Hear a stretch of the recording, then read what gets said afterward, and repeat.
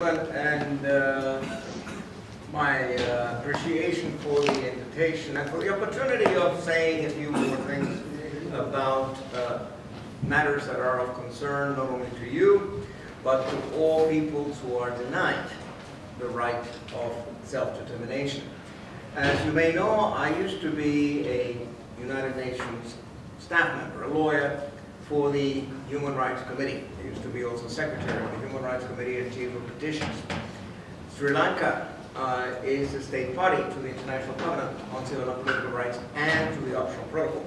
So there is this possibility always of submitting complaints to the Human Rights Committee under the Optional Protocol invoking violations of Article 7, torture, Article 9, arbitrary detention, Article 12, freedom of movement, Article 14, fair trial proceedings, Article 27, the rights of minorities, etc., etc. So I encourage you to use all the mechanisms that are available to you. I have mutated from being a staff member to being an independent expert. And in my capacity, I've had the opportunity of transmitting several complaints. We call them communications, that's the euphemism. I transmitted communications both to the Secretary General of the United Nations and to the General Assembly Decolonization Committee. This is the so-called Committee of 24, which at present has its jurisdiction over 17 so-called non-self-governing territories for which the territorial states have an obligation to present reports, etc. Of course, 17, only 17. It sounds preposterous because there are many more peoples in Africa, in Asia, throughout the world, in the Pacific Islands, who have a legitimate expectation, a legitimate aspiration to determine their own destinies. And that is what the right of self-determination is all about.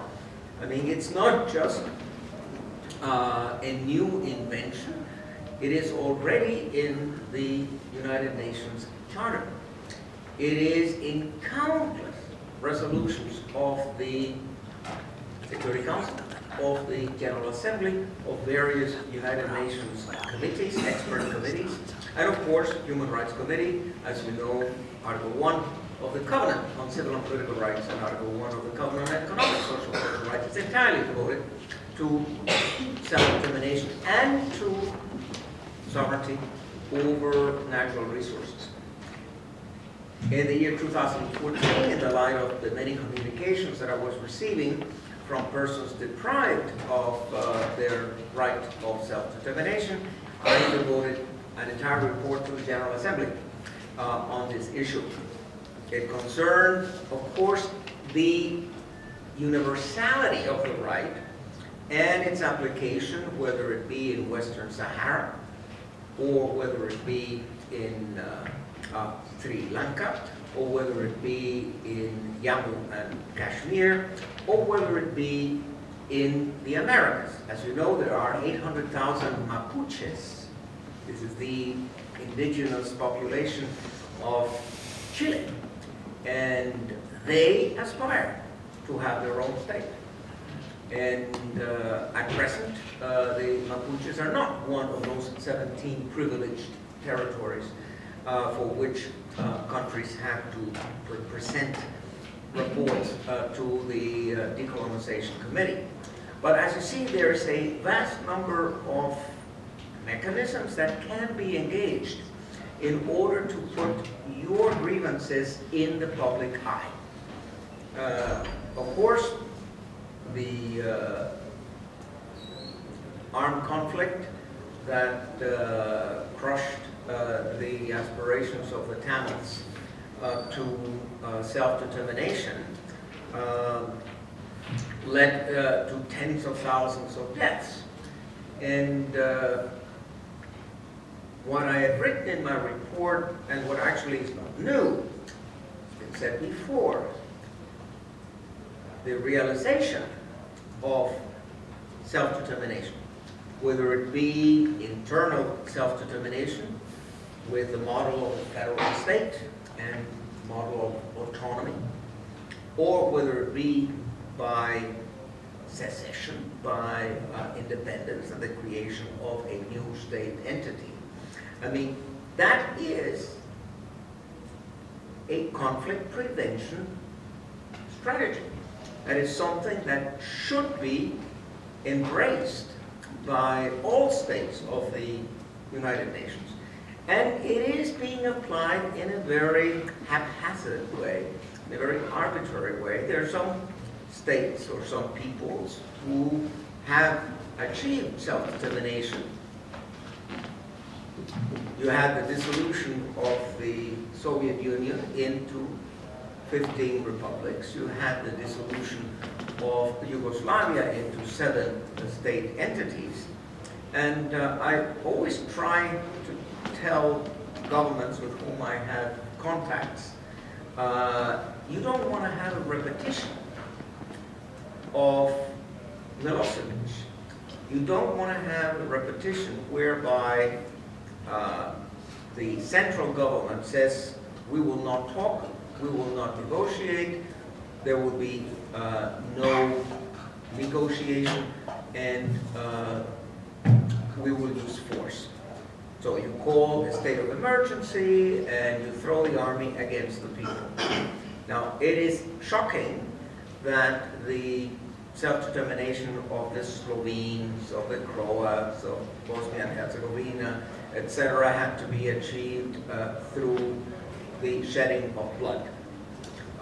More recently, in the year 2006, there was a referendum in Montenegro, and 55% of the population of Montenegro decided to have their own state, and they became independent. This is a civilized way to go about it. But I would like to, and I have recommended to the Secretary General to be more proactive about this. Wherever there is a dispute between a substantial number of persons who aspire to self-determination, the good offices of the Secretary General would be enormously important in order first to calm the waters so that an environment conducive to negotiation emerges.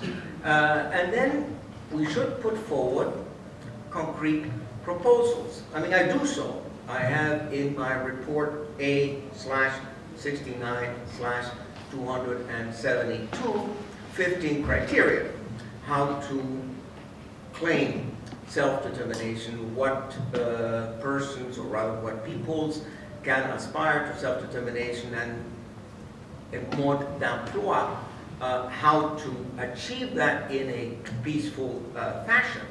But one of the methods that I and others have recommended is the use of referenda. And referenda have been organized by the United Nations in the case of Ethiopia, Eritrea, in the case of North and South Sudan, in the case of Timor-Leste, etc. It is a mechanism that, better than any other, will reflect the will of the majority. Secession, of course, is a serious matter.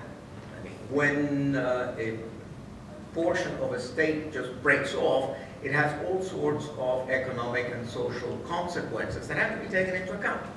But you cannot just let a situation unresolved and let it fester and eventually end up, as it was in Sri Lanka, with violence and the loss of life. Therefore, I think if the United Nations had stepped in Sri Lanka in a timely fashion and had offered its good offices, and say a referendum had been organized, I think the whole destiny of the peoples of Sri Lanka, in particular of the Tamils, would have been different and better.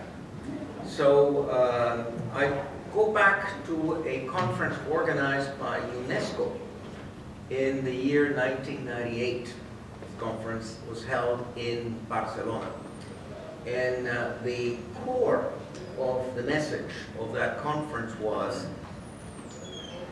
self-determination is conflict preventing. Self-determination is a tool that is in the best interest of the international community, and it is thoroughly consistent with the United Nations Charter and with the frequent mention of self-determination in the UN Charter. Now, I could monologue you for the rest of the hour, and I will spare you that. But I come here to these events for a number of reasons.